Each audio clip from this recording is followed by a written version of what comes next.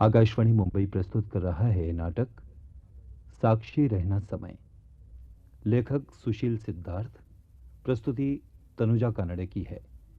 तो आइए सुनते हैं नाटक साक्षी रहना समय।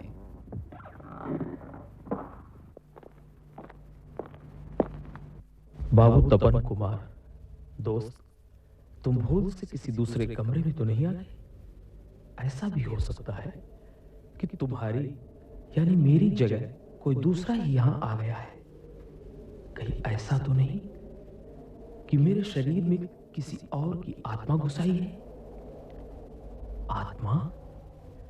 आज बहुत दिन बाद अचानक आत्मा की याद कैसे आ गई? ये आत्मा है किस पंछी का नाम? पंछी।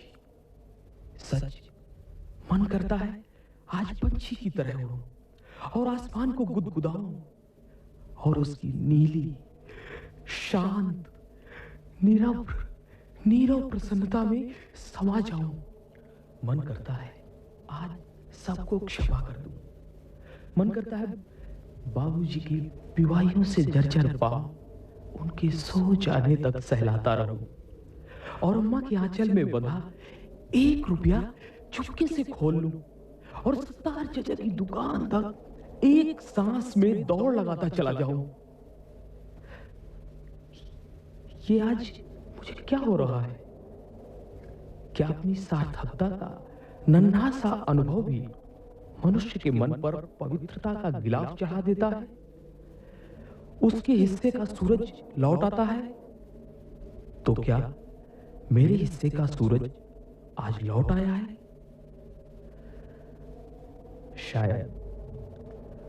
शायद ये मेरा भ्रम है। व्यतीत तो कभी वापस आता ही नहीं।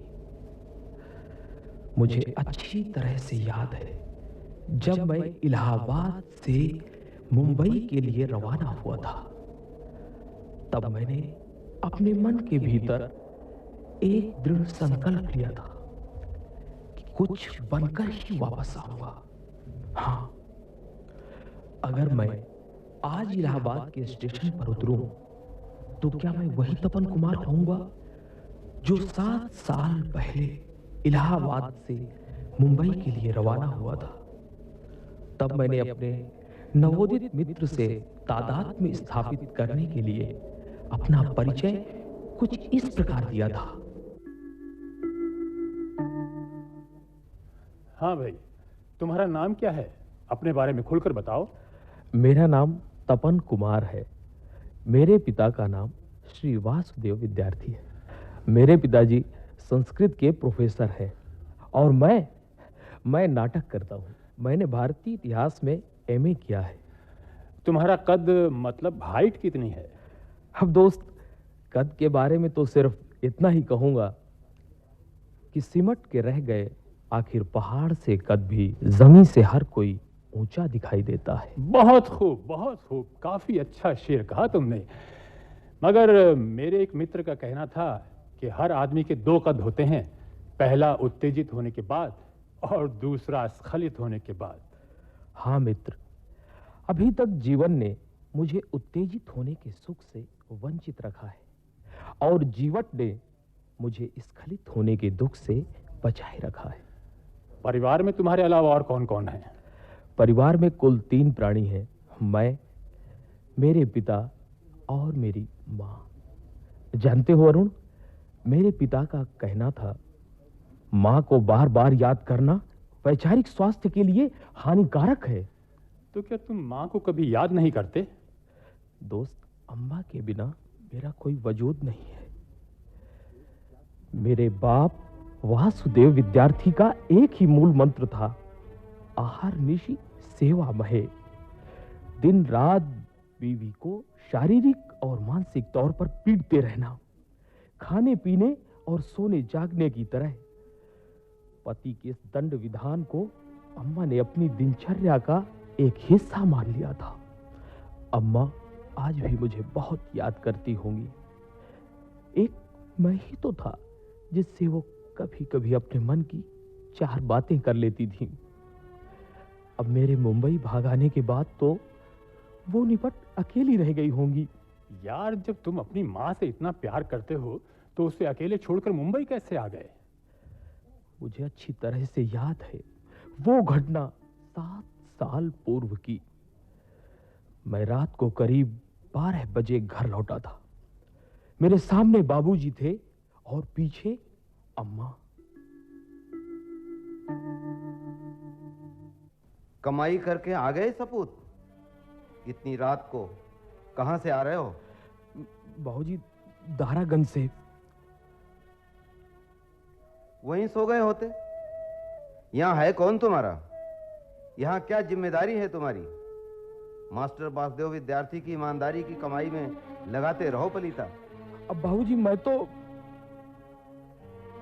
बड़े होकर तुम इतने कमीने हरामी निकलोगे मुझे अंदाजा नहीं था। अरे कमीने, तेरी उम्र के लड़के कमाई के जुगाड़ में लगे हैं और तू नालायक यहाँ वहाँ बेकार आवारा घूमता रहता है। बस भी करो, पहले उसे खाना तो खा लेने दो। सारे दिन से पता नहीं कुछ खाया भी होगा या नहीं। खाना नहीं खाएगा तो मर नहीं जाएगा, और ऐसी हालात से तो अच्छा है ये पैदा होते ही मर जाता। चुप भी करो, जवान लड़का है, कहीं चला गया तो। जब देखो इसकी तरफदारी करने लगती है। ऐसे ही शास्त्रों में नहीं लिखा है कि नारी नरक का द्वार है? तूने इस घर को नरक बना दिया है। बस कीजिए, बस कीजिए बाबूजी, बहुत हो गया। तो तेरी ये हिम्मत, अपने बाप का हाथ पकड़ेगा? कीड़े पड़ेंगे नालायक। निकल जा मेरे घर से। आज से तू मर गया मेरे लिए, और चाहे तो इसे अपने भी साथ ले जा। हाँ। नहीं बेटा। हाँ बेटा।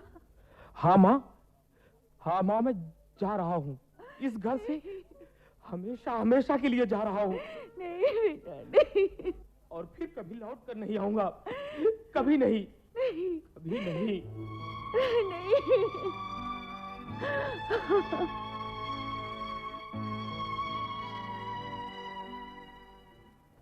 और तब से इलाहाबाद मेरे लिए मात्र एक पता रह गया, जिसे मैं कभी कभी पोस्ट कार्ड या लिफाफे पर लिख देता था।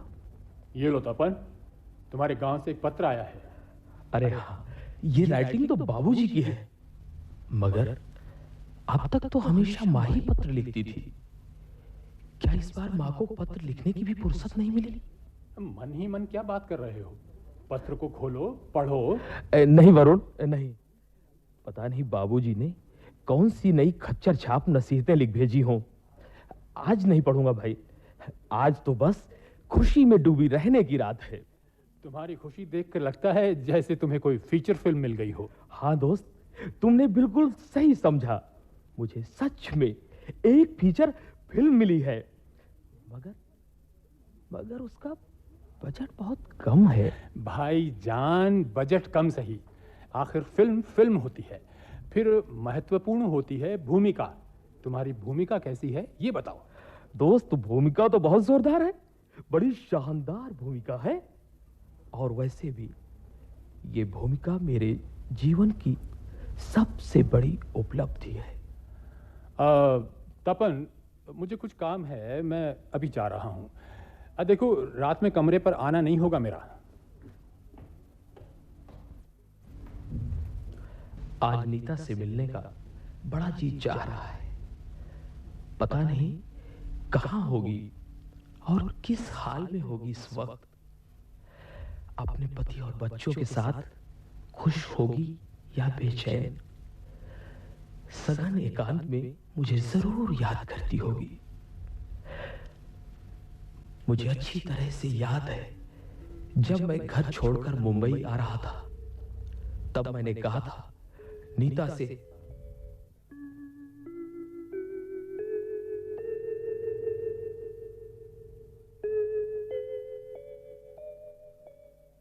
मैं मुंबई जा रहा हूं, तुम भी मेरे साथ मुंबई चलो, वहीं हम साथ साथ रहेंगे। मैं भी चलूं? नहीं, ये मुमकिन नहीं है तपन। ये हमारी मित्रता का अंतिम अध्याय है। नहीं, मेरे मन में पूरे जीवन मैं तुम्हारे साथ ही रहूंगी, मगर जाऊंगी वहीं जहाँ पिताजी तय करेंगे। लेकिन मैं तुम्हारे बिना कैसे रह पाऊंगा? अरे बिना तुम्हारे मेरे जीवन का अस्तित्व शून्य हो जाएगा। देखो, मैं तुम्हें बहुत प्यार करता हूं नीता, बहुत। सोचो, अगर तुम ही मेरे साथ ना रही तो मेरा क्या होगा? तुम्हारा अभी कुछ हुआ कहाँ है तपन? अभी तुम हो क्या? अभी तुमने हासिल क्या किया है? और अगर अभी तुम मेरे पास रुक गए तो शायद कहीं पहुंच नहीं पाओगे। और तुम्हें तो कला की दुनिया में बहुत नाम कमाना है। अच्छा तपन, मैं चलती हूँ। अब अपना ध्यान रखना, अपना ध्यान रखना।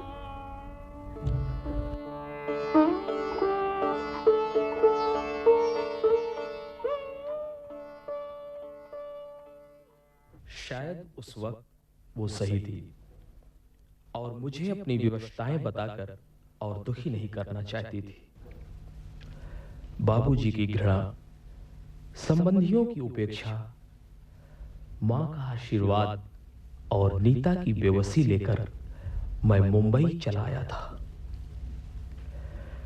प्रति दिवस रोजमर्रा की भागदौड़ के बाद आज मेरा पुनर्जन्म हुआ है, मेरे आत्मविश्वास का पुनर्जन्म। सबसे पहले मैं मां को ही पत्र लिखूंगा।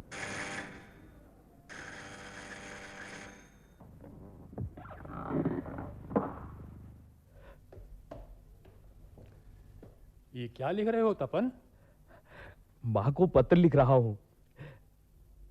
पता नहीं वो मेरे मुंबई चले आने के बाद क्या क्या ना सोचती होगी मेरे लिए, क्या क्या ना सहती होगी मेरी खातिर। तू मां को मुंबई क्यों नहीं ले आता? जल्द ही ले आऊंगा, मगर उन्हें यहां लाने से पहले आवश्यक सामान की व्यवस्था तो कर लूं। जानते हो वरुण, कल मुझे एग्रीमेंट पेपर लेने फिल्म सिटी जाना है। तू भी साथ चलना है, तेरा भी इंट्रोडक्शन हो जाएगा। नहीं यार, कल मुझे लाइब्रेरी जाना है, फिर कभी चलूंगा। देखो काफी रात हो रही है, चलो सो जाएं। अच्छा, good night. Good night.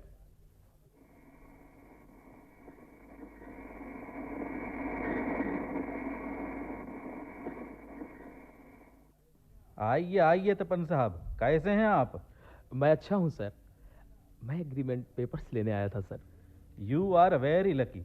Shooting की सारी तैयारियां हो चुकी है, अगले सप्ताह से शूटिंग प्रारंभ हो जाएगा।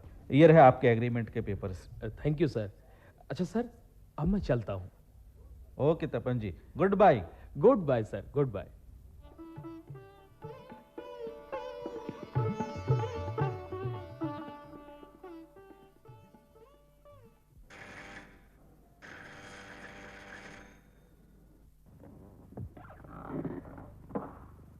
वेलकम वेलकम दोस्त, आओ आओ आओ, जरा पेपर्स दिखाओ, पेपर्स दिखाओ।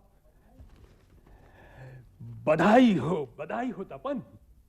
बधाई कैसी?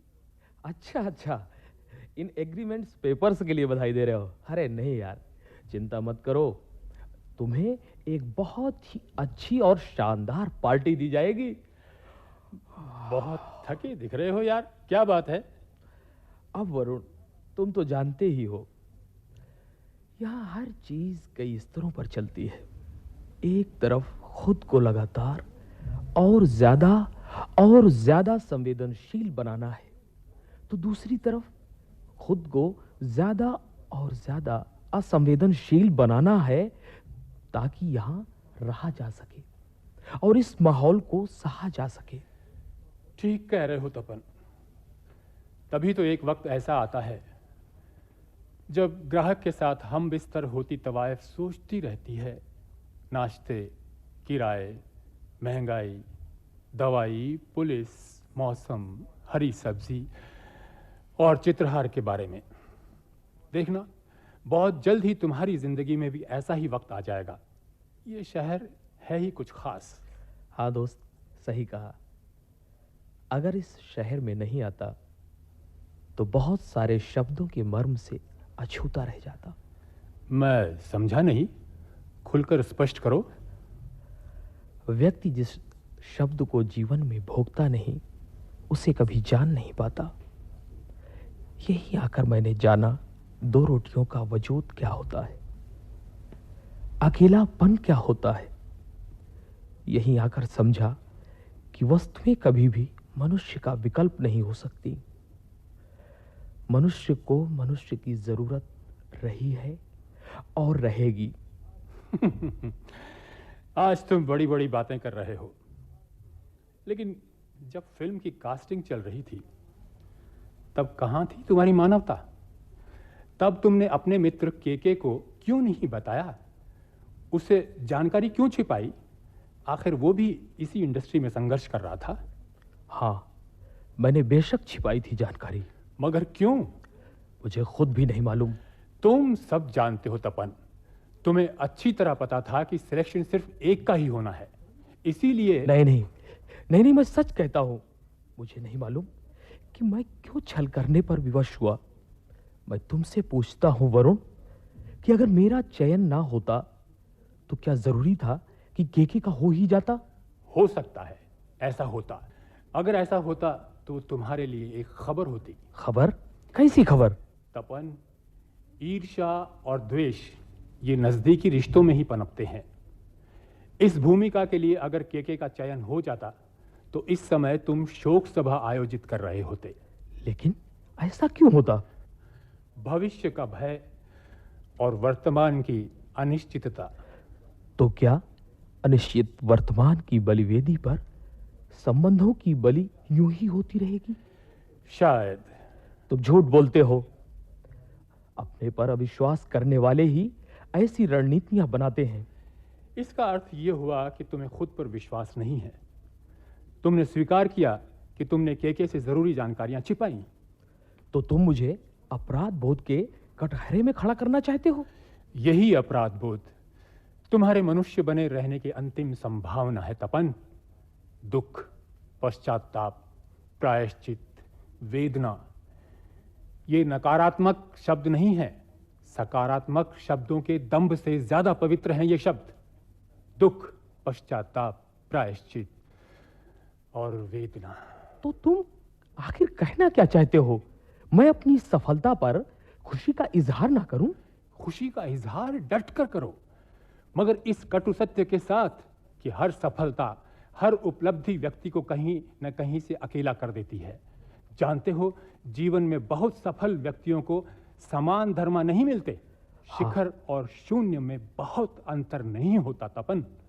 लेकिन मैं अपने भीतर बैठे इस फिलोसफर का क्या करूं जो मुझे नंगा करने का कोई भी मौका हाथ से जाने नहीं देता? तुम्हारे इस फिलोसफर को नहीं मालूम, ये दर्शन नहीं दूरदर्शन का युग है। जानता हूं दोस्त, जानता हूं, मगर मेरा दिल आज भी कहता है कि समय की नदी में जीवन के हिस्से फूलों की तरह तैर रहे हैं। इस नदी के किनारे रेत के ना जाने कितने घरौंदे पड़े हैं। तो क्या समय की नदी कभी इन खंडित घरौंदों के लिए व्याकुल नहीं होती? दोस्त, कोई किसी के लिए व्याकुल नहीं होता। लोगों को सुखी और दुखी होने के लिए मजबूर करता है उनका स्वार्थ। तो क्या तुम्हारा अम्मा, बाबूजी, नीता और केके से संबंध एक खुदगर्ज सियासत था? अब इनसे भले ही ना हो, लेकिन इस शहर में रिश्तों की राजनीति के अलावा और होता क्या है? और वो होता है सच। उस सच को स्वीकार करो तपन, उस सच को स्वीकार करो। सच? सच को केवल मैं स्वीकार करूं, वो ना स्वीकार करे जिसने पूरे 8 महीने दौड़ाने के बाद मुझसे खेलना शुरू किया था, जिसका नाम केडी था।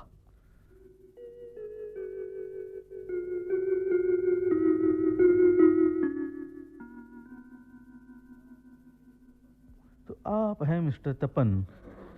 तपन देखो, तुम्हारे लिए एक रोल तो है, मगर तुम्हें दाढ़ी बनवानी पड़ सकती है। सर मैं बनवा लूंगा। और हो सकता है तुम्हें ये मुझे भी मुड़वानी पड़े। सर मैं मूछें भी मुड़ा लूंगा सर। गुड। और थोड़ा वजन बढ़ा सकते हो? सर बढ़ा सकता हूं, आप जितना कहेंगे उतना वजन बढ़ा सकता हूं। Very good, very good. और ये कमर थोड़ी पतली कर लो। सर सर उर्मिला मातोंडकर जितनी चलेगी सर।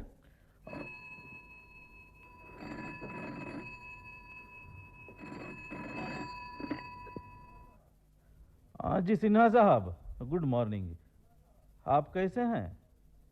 अरे कोई सेवा हमारे लिए हो तो बताइए। हाँ हाँ समझ गया मैं।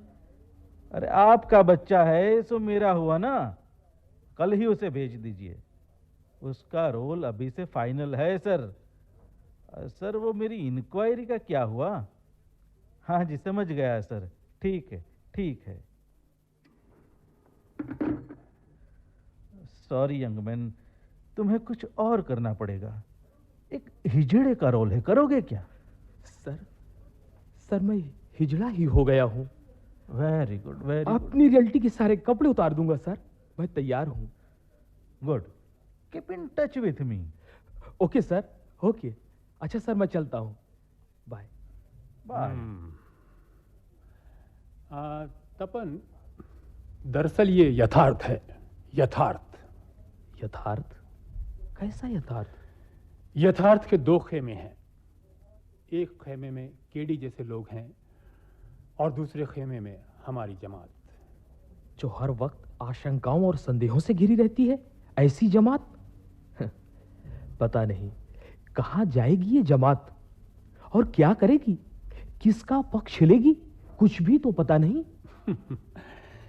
जहां आदमी केंचुए जैसे अजूबों में बदलता जा रहा है, जहां उपयोगिता ही आदमी का सबसे बड़ा मूल्य है, वहां जितनी तुमने पहचान बनाई है वो बहुत है तपन।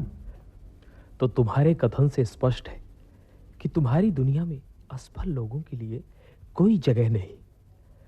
सिर्फ सफलता ही एक अकेला मापदंड रह गया है ना? ऐसा नहीं है। ऐसा ही है जनाब, तभी तो हर आदमी आज की दुनिया में सफल होना चाहता है। वरुण, क्या ऐसा नहीं हो सकता कि सिर्फ कर्म ही इंसान की पहचान हो? बेशक तुम सही कह रहे हो, और नए अर्थ में तुम्हारे कर्म का प्रतिफल है कि तुम्हें फिल्म मिली है। जानते हो, जब तुम्हारी मां को इसकी सूचना मिलेगी तो वो खुशी से पागल हो जाएगी। लेकिन तुमने अभी तक वो पत्र नहीं खोला जो तुम्हारे घर से आया है। अच्छा अच्छा, लाओ पढ़ते हैं। चिरंजीव तपन, सदा प्रसन्न रहो। ये पत्र मैं तुम्हारी मां के कहने पर लिख रहा हूं। शुभ तिथि पूर्णमासी को तुम्हारी पूज्या माता जी का स्वर्गवास हो गया है। स्वर्गवास? नहीं नहीं, ये मजाक किया होगा बाबूजी ने। फिर से पढ़ता हूं। चिरंजीव तपन, तुम्हारी माता जी का स्वर्गवास हो गया है। वो अंतिम समय में तुम्हें ही याद कर रही थी। उनकी जबान पर तुम्हारा ही नाम था, जैसे तुम्हारा नाम कोई मोक्ष का मंत्र हो। मैं जानता हूं तुम अब कभी गांव लौट कर नहीं आओगे, परंतु तुम्हारी मां ने एक पोटली तुम्हारे लिए रख छोड़ी है, जिस पर सिर्फ तुम्हारा ही हक है। तुम्हें जैसा उचित लगे। तुम्हारा पिता वासुदेव।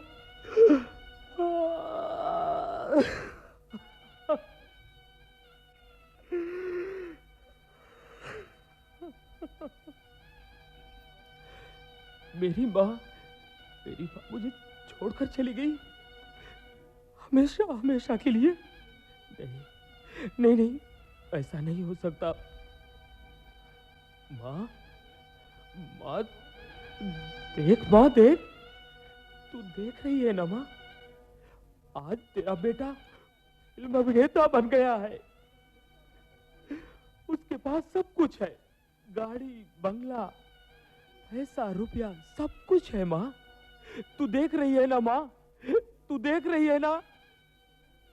अरे जब तू ही नहीं मेरे पास, तो ये सब कुछ मेरे लिए मिट्टी है। बेकार है। माँ, सब व्यर्थ है माँ, सब व्यर्थ है। मेरी खुशी की असली हकदार तो तू ही थी, सिर्फ तू। अब जब तू ही नहीं रही तो ऐसी खुशी लेकर मैं क्या करूंगा माँ, मैं क्या करूंगा? माँ, मैं कितना अभागा हूं माँ, कितना अभागा कि अंतिम समय पर तेरे दर्शन भी नहीं कर पाया। हर बार तू पत्र लिखती रही कि मैं एक बार गांव हो जाऊं, मगर मैं हर बार टालता रहा। जानती है माँ, जानती है क्यों? क्योंकि मैं चाहता था कुछ बनकर ही तुझसे मिलूं। कितनी उम्मीदें बांध रखी थी माँ तूने मुझसे, कितनी उम्मीदें बांध रखी थी। अरे हर त्योहार, दीपावली, होली पर मैं ये कहकर टाल देता था कि माँ मैं जल्दी आऊंगा, जल्दी आऊंगा। पर वो दिन आया ही बहुत देर बाद। माँ, तपन माँ मुझे शांत हो थी ना माँ। तपन शांत हो जाओ। तू नहीं जानता वरुण, अरे जिस माँ ने मुझे 9 महीने अपने पेट में रखा, उसके लिए मैं 9 पल भी नहीं निकाल पाया। तपन रो मत तपन, शांत हो जाओ। माँ मुझे आशीर्वाद दे माँ, मैं गांव जरूर आऊंगा, मैं गांव आऊंगा माँ, माँ।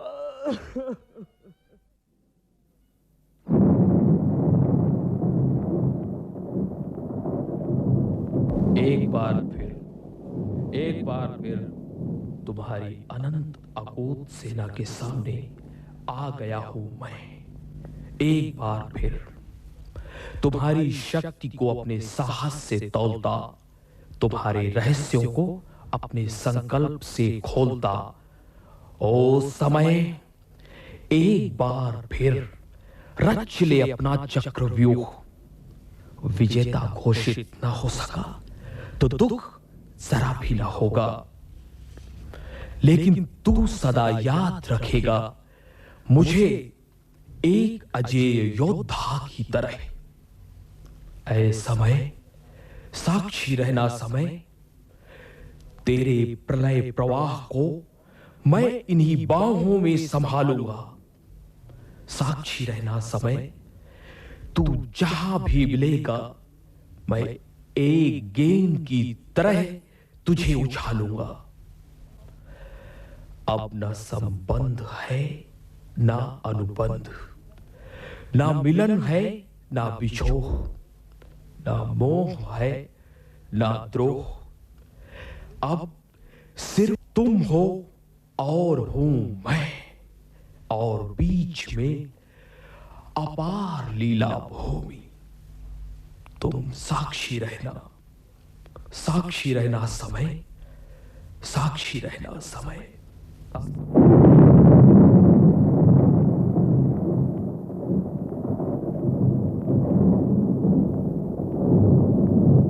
साक्षी रहना समय।